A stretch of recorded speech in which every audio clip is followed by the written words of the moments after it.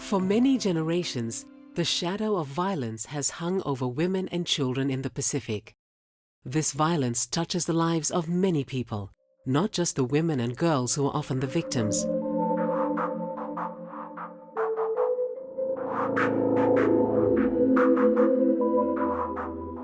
Studies on violence against women worldwide reveal that 1 out of every 3 women have experienced either physical or sexual violence by a partner. In the Pacific, that number has reached even higher proportions.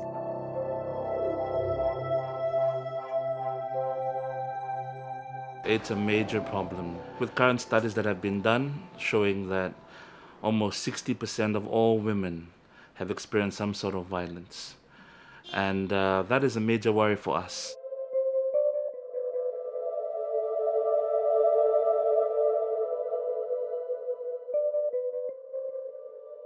You all need to open the newspapers now. And those are the cases that are reported. You know, there are many, many other cases that are being swept under the carpet. A workshop on preventing violence against women was convened by the United Nations Entity for Gender Equality and the Empowerment of Women, or UN Women, for those who work on gender-based violence to deepen their understanding of and what prevention means in the Pacific context. The difference between working on prevention and working on in responding to, or the responses to violence, you know. With the prevention interventions, it is something that you have to do and get people to know and understand. Loss of job opportunities, loss of productivity, and has a huge overall impact on society and level of development. In 2009, UN Women introduced the Pacific Regional Ending Violence Against Women Facility Fund. The purpose of this Pacific Fund, as it became known, was to provide assistance to government and non-government organizations that were active in preventing violence against women and children. When this project began, it being conceptualized way back in 2007, 2008,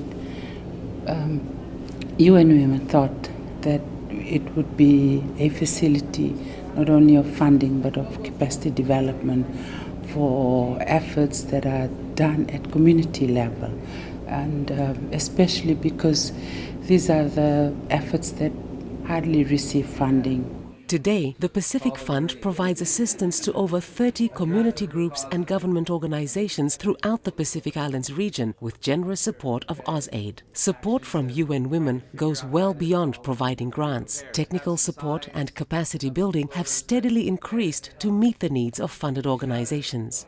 Although the Pacific Fund projects work with a wide variety of men and women from all walks of life, one of the common themes in their projects is prevention. Actually go to the secondary schools and talk about sexuality in a broad sense.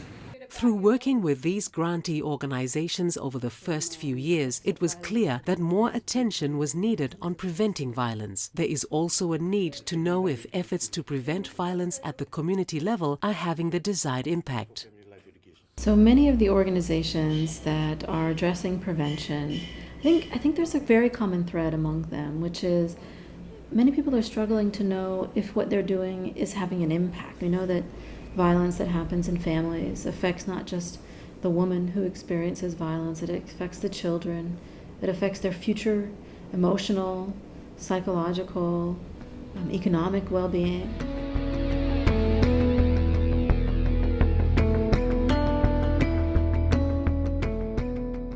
And for prevention, then it's really key to try and target your interventions at those risk and protective factors in that particular cultural context. So try to reduce the risk factors in a society and promote the protective factors. And because they're the ones that are related to violence, we think that's, the key way to prevent violence in the long term. During the workshop, Pacific Fund grantees learned that to address prevention within a cultural context required them to develop projects that were often unique to their country and their situation. And then what other partners might you need to work with? Okay. Culture and religion is very strong in Tongan culture, and it's hard for us to change people's behavior and belief. One of the prevention efforts in Tonga featured radio talkback shows to help break the tradition of silence on violence against women. With our radio programs, especially with our talkback shows, a lot of men have called in with the support of our talkback shows. So we feel that that is something, is a success in the prevention program that we hold out in the villages. Religion is a strong force for social change in the Pacific, so some Pacific Fund grantees also worked within faith-based organizations. The role of men is very important because men dominate, especially in terms of lay ministers and priests in our parishes. We would like to, be able to influence them and bring them on board, and because they would be able to disseminate this information, eliminating violence against women, through preaching from the pulpit. Pacific Fund grantees also shared that data collection plays an essential role in prevention. Data helps us to understand the situation, and it's only by knowing what we're looking at, knowing what the problem is, that we're going to be able to really stop it.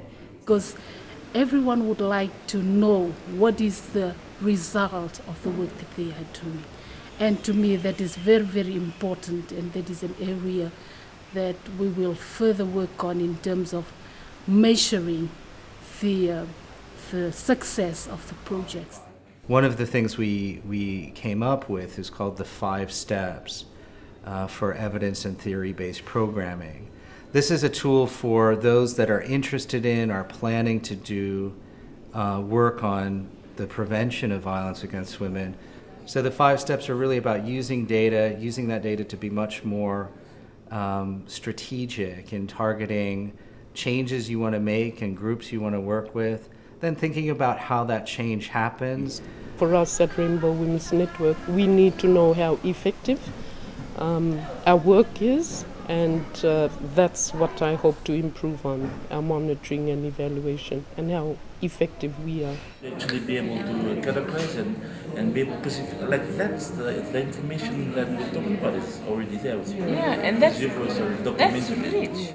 To undertake data collection amongst their very diverse clients, Pacific Fund projects had to develop unique ways to collect data that was acceptable in the local context. We had a storytelling workshop where these women, they came and they shared the real life experiences that they have gone through. It broadens the knowledge of the male counterpart so that they realize that there's not only one way to everything but 2 ways, that is gender-wise, respecting each other.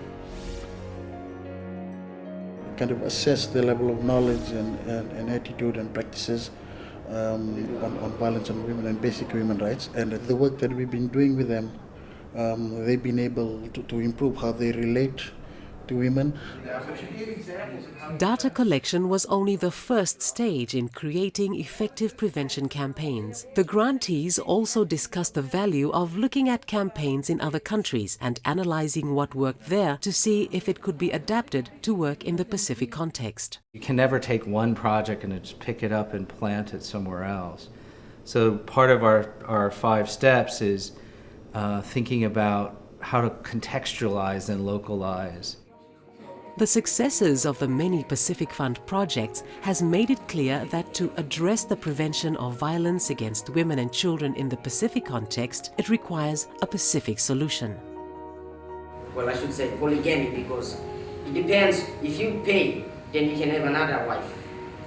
When we target these people and then gender sensitize them, they actually go out there and then create the awareness and influence the community to actually know what is violence against women and in terms of preventing it. Most of the men that are involved and participate in the awareness programs, they really participate and involved in the women's program, trying to change their mind and behavior and attitudes towards the women. To improve the quality of prevention, it's about being clear on what you're changing and also being clear about where that change fits into a process, a long-term process. There are more women coming out to talk about it, and I think that is a success, that the silence has been broken. And I think for primary prevention, it has to start with the students. Why that happens in their society. That might be an attitudinal improvement that you're measuring. The effects of violence against women in the Pacific is massive. The impact, it goes beyond just me, it goes beyond you, it goes beyond my community. The effects reverberates throughout the waters of the Pacific.